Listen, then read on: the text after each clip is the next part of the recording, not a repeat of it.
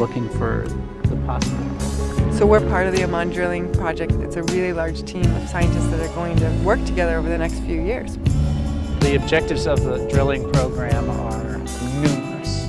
At this site specifically, we're trying to look at all the parts of the CO2 cycle. So we're trying to look at the water going into the rocks, the water in the subsurface where it's reacting with the rocks, and the water coming out the other end.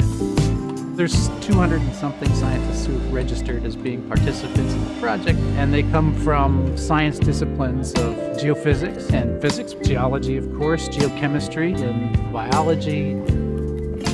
The study of the Earth has traditionally been kind of compartmentalized, biology, geology, and physics, but there's an increasing recognition that there's a pretty tight feedback between the living Earth and the solid Earth. Here there's a real synergy between the geochemistry and the biology.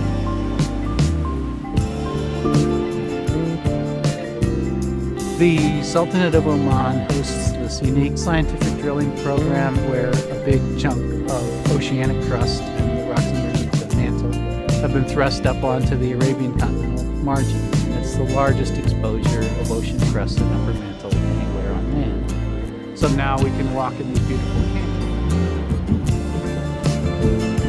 We're doing what's often considered exploration. We're drilling rock out and we're recovering the rock because we want to study it for its chemical characteristics. We're doing a coring that allows us to recover intact rock, that allows us to reconstruct each step with depth of what rock types were present and what else was contained within that rock.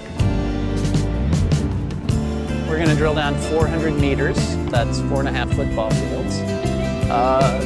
I guess that's about the distance from here to the drill site right now, which I think you can see in the background.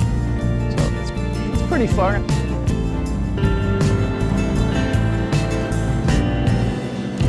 When the core first comes out of the ground, my orientation is to immediately look for reaction zones. So I'm looking for frozen examples of the active reactions where fluid is modifying the rock and the rock is modifying the fluid.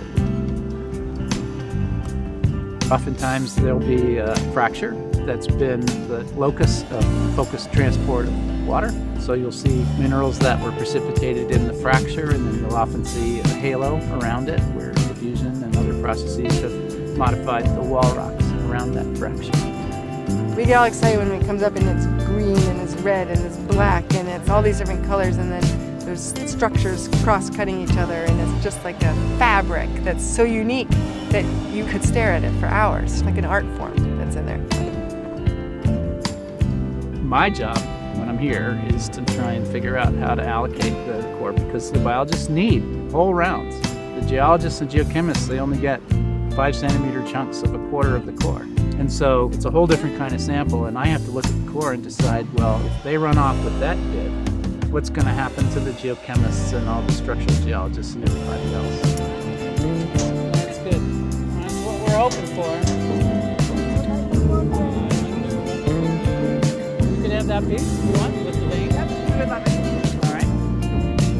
The project was designed to meet multiple scientific purposes, and we have to all trust in each other to understand what the whole team needs and get the best sample. And it's great right now. We have so many different people here. We have to talk every day. What are you excited about? What do you see in this rock? And what they see is something very different than what we see. And then we go, oh, maybe something different's happening in this rock than I realized. And that'll go on for years after we drill, because for years after, people are going to be using these rocks in different ways, and we need to hear their stories, what they learned and what that means for our own questions. I would love it if we could establish that there's a feedback between fluid transport and the microbial activity That we can observe in the surface. There's definitely a high potential that we will see organisms that haven't been detected anywhere else yet. This may be like the first occurrence of seeing certain DNA sequences, for example, or different physical structures of how an organism is built and configured. So, in terms of the really big picture, maybe we'll come... And all these organisms we've been talking about that might live in these rocks might also take up carbon dioxide and make bodies and make biomass and help hold carbon here.